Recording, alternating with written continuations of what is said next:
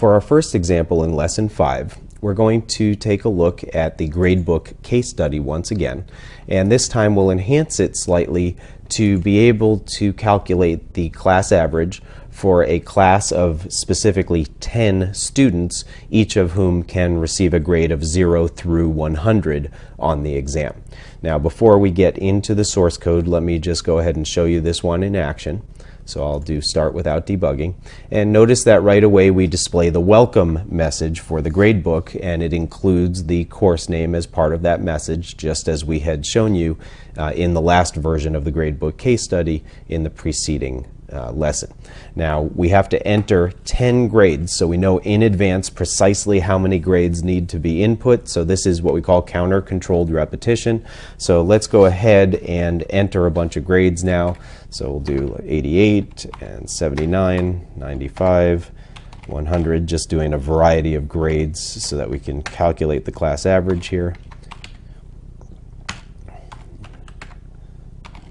Okay, and a 10th grade. Now, after entering 10 grades, when I press enter, then it tells me what the total of all the grades was, and it shows me the class average. And the first thing you'll notice is that the total was 848, and clearly when you divide 848 by 10, you should get 84.8, but the class average was displayed as 84. And the reason for that is we're processing the grades in this example as integers, and in integer division, when you divide one integer by another integer, the result is an integer, a whole number result. And basically what it does is it simply truncates the floating point part of the value. So 84.8, the 0.8 is truncated, and we're left with the value 84.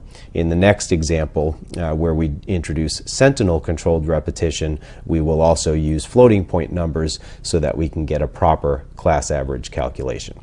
Now, at this point, we have not studied arrays yet, so the gradebook does not store these grades in the gradebook object. Instead, it has one new method that we've added called determine class average, which we'll look at momentarily down here.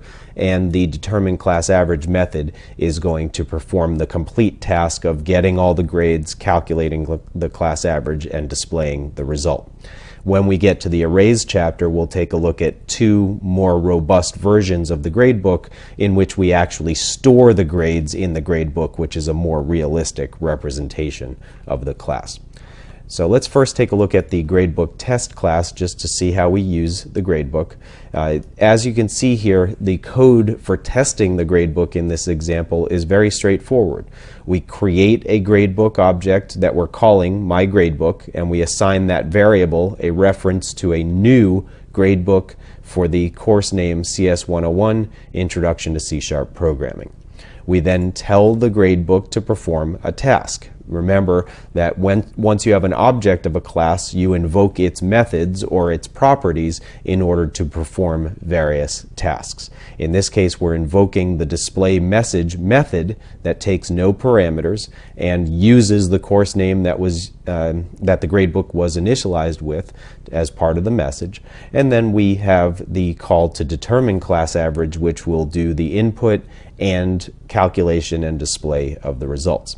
Now, one of the things that's common in object-oriented programming, for those of you who are just getting into object-oriented programming, is that because the data and functionality that you're manipulating are often encapsulated or wrapped into an object of a class, as you interact with that object, you often get very straight-line code where you simply say to an object, do something, do something, do something. In this case, display the message and then determine the class average. And then all of the logic is embedded into the methods of the class. So it's very common to see this kind of straight-line code when you're interacting with objects of classes.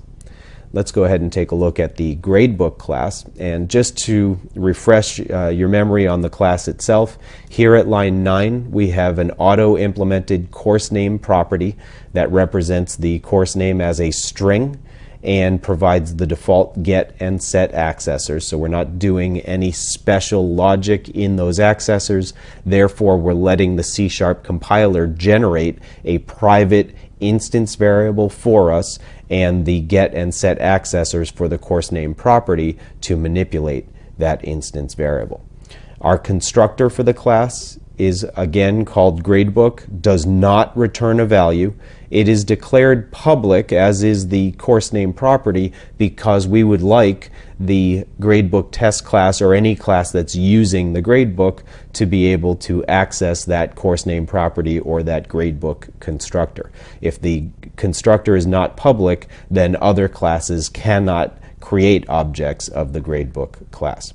And remember, by the way, that once you define your own constructor, the compiler no longer provides the default constructor that takes no parameters. If you also want to be able to create a gradebook with a default course name that is perhaps the empty string or just a null reference, then you would have to now define an overloaded gradebook constructor that has an empty set of parentheses rather than a parameter. Within the gradebook constructor, we still simply assign the name to the course name property. Our display message method has not changed from the last version of it in the previous gradebook example. All we're doing is outputting welcome to the gradebook 4 and the value of the course name. And the new feature in this class is the determine class average method, which starts at line 26. Now, once again, it is a public method because we want to be able to call it from our gradebook test class. It returns void, so it's going to do all of its work inside the body of the method and display the results from this method. And as you can see, it's called determine class average with capital D, capital C, and capital A for the naming convention of the method. It takes no arguments because either it's using data that's already in the class or because everything it needs is defined in the body of the method. In this case, everything is defined within the body. Now, the first thing we did was declare several variables at the beginning of this method. The first thing you should know about variable declarations that are local to a method is that you only need to declare them just before you actually use them. So I did declare them all at the beginning of the method here. We have an integer called total where we'll store the sum of all the grades, an integer called grade counter that we'll use to count from 1 through 10 so that we know that we've read in the 10 grades as required. We have an integer called grade where we store each grade as its input, and an integer called average where we store the average of all the grades. I certainly could have declared total right here at line 34 where I'm assigning it the value 0, and grade counter here at line 35 where I'm assigning it the value 1 to initialize those variables, but I chose in this particular case to declare them right up front. It's generally considered a good programming practice to declare a variable as it's needed, and no matter what, you must declare it before you actually use it.